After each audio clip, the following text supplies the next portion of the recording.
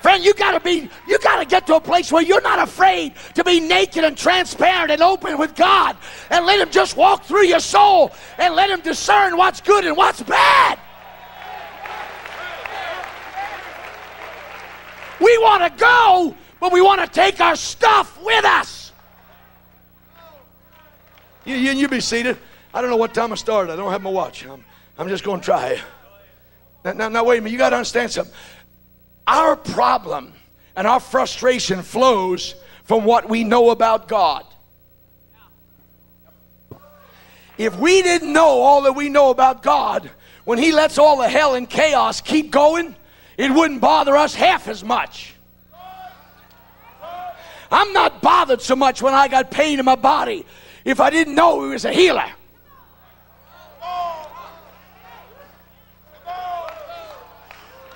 I wouldn't be frustrated like I get sometimes, except for the fact that I know that he's a very present help in the time of trouble.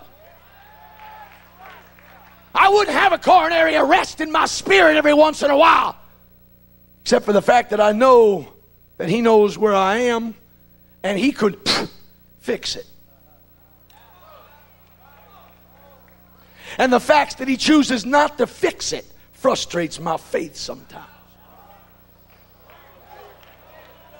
God is so awesome, he could walk it. You don't know why that Jesus go in the graveyard. Every time he walked in, he had a resurrection. Now, you didn't hear me.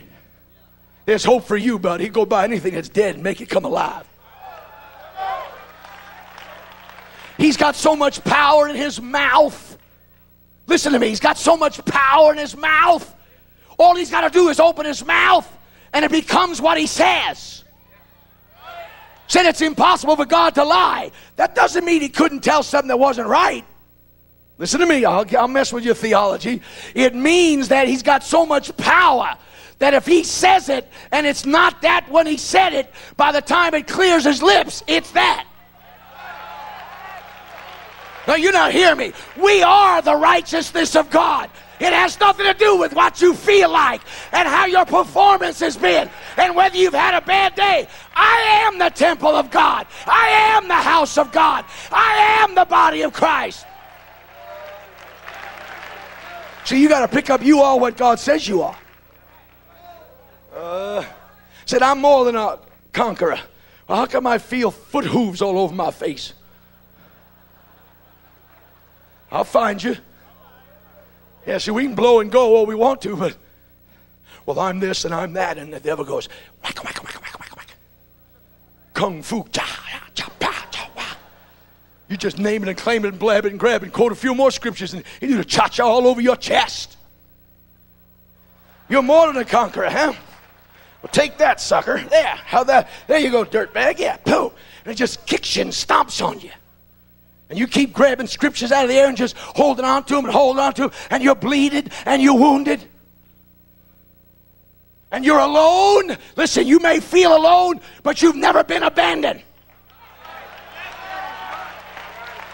You didn't hear me. God has not turned his back on you. Do not read into the silence of God, the absence of God. God does not leave us just because he stops talking for a few days. Am I preaching good yet?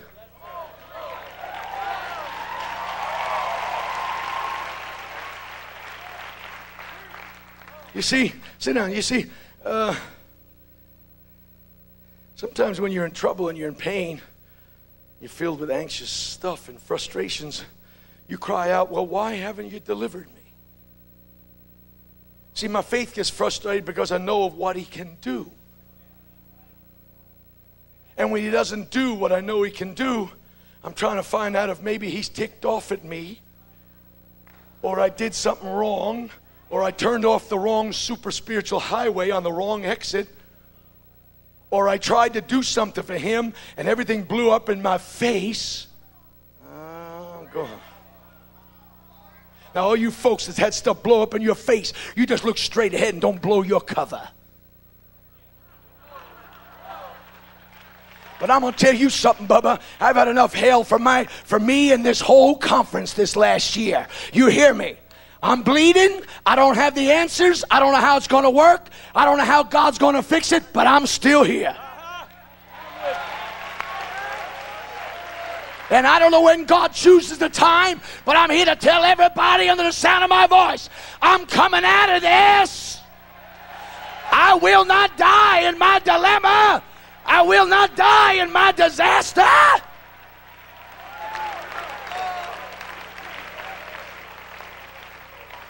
See, we just have a problem. We just have a problem. Because we know right now God could, I know, I owe $1 million. $1 million. And God could, He don't need to print money. My dad's so awesome, he makes gold. And he could right now just go. In fact, he zapped the Pharaoh and all those wackos in Egypt and let all that free labor go. And then when they left, he turned around and said, listen, give them some stuff for the journey.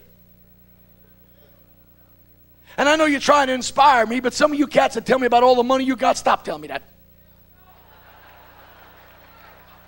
Yeah, somebody told this sinner lady and she gave us $30,000. Somebody told this guy gave me $50,000. I know you're trying to build my faith. Every time you tell me that, I go,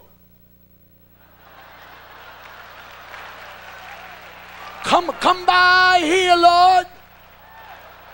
It's old Jeffrey standing in need of a pile of gold.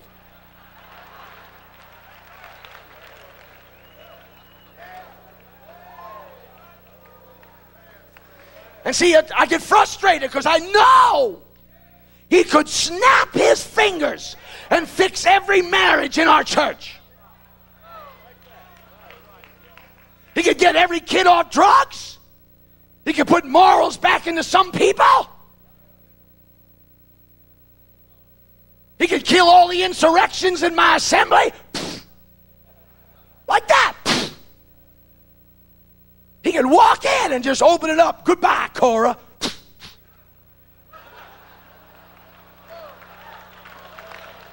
Now you just smile and laugh like you don't think that. And it frustrates me why he doesn't use his power when I need it. Because somehow God says you need more than deliverance, Bubba. And that's the curse of my church. They think I'm a giant escape route. I am not an escape for reality. I am not an escape and an emancipation from problems. I'm going to bless them in their trouble. I'm going to anoint them in their problems. I'm going to use their adversity to help them advance into the things of God. He told Abraham, you're going down, and they're going to afflict you. Do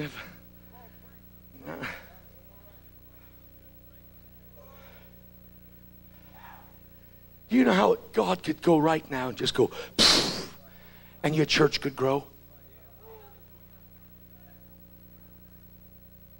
But you'd pose for a picture and take the credit?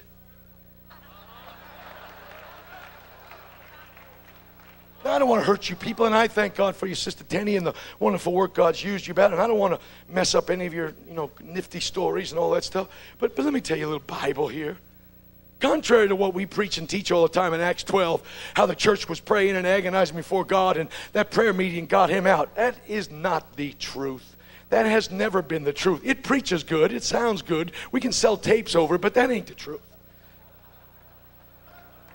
The dude got delivered because his destiny said, you got to come out.